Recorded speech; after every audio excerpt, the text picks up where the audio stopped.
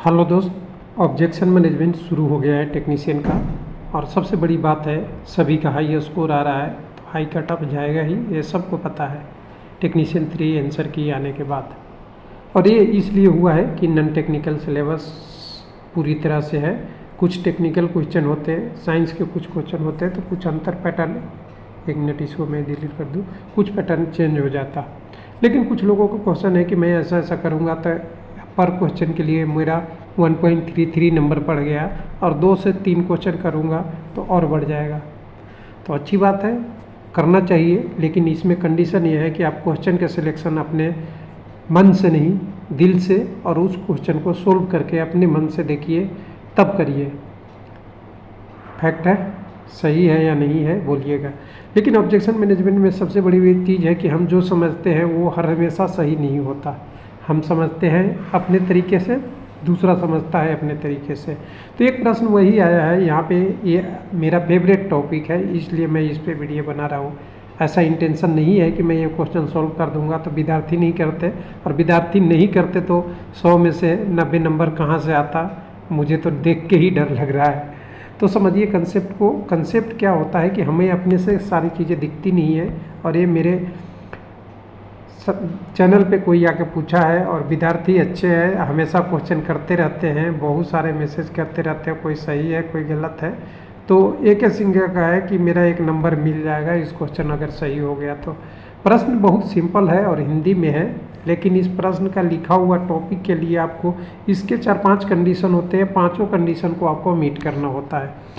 Condition देखिए, एक एक करके कह रहा है कि अगर 7 बक्सा रखा हुआ है जिसका नाम ABCL XYZ है, अगर उसको एक क्रम में रखते हैं, क्रम कौन सा है, जो नीचे लिखा हुआ है, ना कि ABCDEF।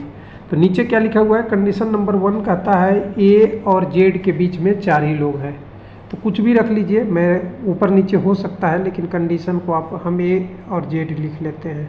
इसके बीच में 4 लोग आने हैं, ये पहला कंडीशन है, हमने इसको हाईलाइट कर दिया है। दूसरे कलर पे जाते हैं ऐसे प्रश्नों को करने के लिए। दूसरा कह रहा है B से A के ऊपर, B A के जस्ट ऊपर है।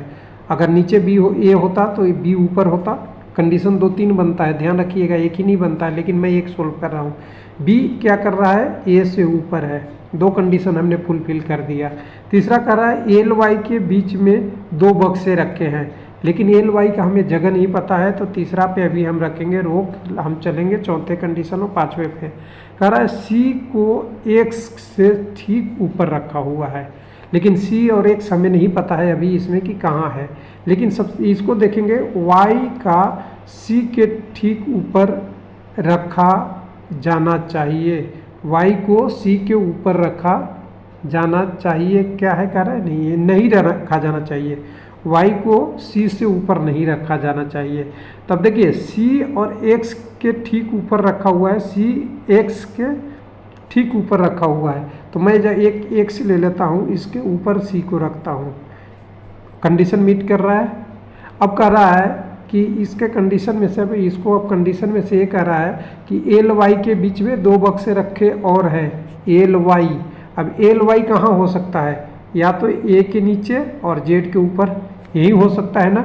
लेकिन दोनों के कंडीशन में ये कह रहा है कि जो, एक मिनट कहाँ गया, हाँ, ये कंडीशन है कि यहाँ पे देखिए C X के ठीक ऊपर रखा है, Y C के ठीक ऊपर नहीं रखा जाना चाहिए।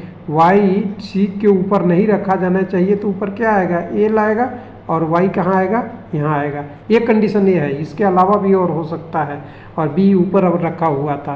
प्रश्न का आंसर पूछ रहा है कि इसका आंसर सिंपल से दे दीजिए। इससे 10 प्रश्न पूछेगा, 10 होता है।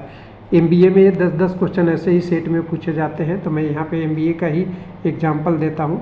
तो यहाँ पे दिखा रहा है कि इनमें से ऊपर से चौथे स्थान पे कौन रखा है, तो गिन लीजिए, 1 2 3 4, कौन है, C सही है या नहीं है। इसी तरह के और प्रश्न पूछ सकता था, तो कंडीशन भी चेंज हो जाता है। ये हो सकता है कंडीशन चेंज कर लेता, सबसे नीचे कौन रखा हुआ है, Z के ऊपर Y है या X है, ये भी पूछा जा सकता है। बहुत सारे क्वेश्चन होते हैं, इसलिए प्रश्न का आंसर सही है। ऐसे ही प्रश्नों को आप चयन कीजिए, अपने से करके देखिए, तो आपका ऑब्जेक्शन बिल्कुल सही होगा और नंबर बढ़ेगा, आपका टाइम भी वेस्ट नहीं होगा। और ऑब्जेक्शन का मतलब ये नहीं है कि नंबर बढ़ाना है, ऑब्जेक्शन का मतलब है कि अगली एग्ज़ाम के लिए भी आपका तैयारी अच्छा हो जाएगा, ये मेरा मानना है। अगर आप सही से कर लिए, क्योंकि आपके 100 क्वेश्चन हैं, 100 क्वेश्चन को आपने फिर से एक तो एग्ज़ाम में किए, एक एग्ज़ाम के बाद किए, और उस पर विश्लेषण के साथ कीजिए, हमेशा सक्सेस होइएगा, ये मेरा मानना है। Thank you.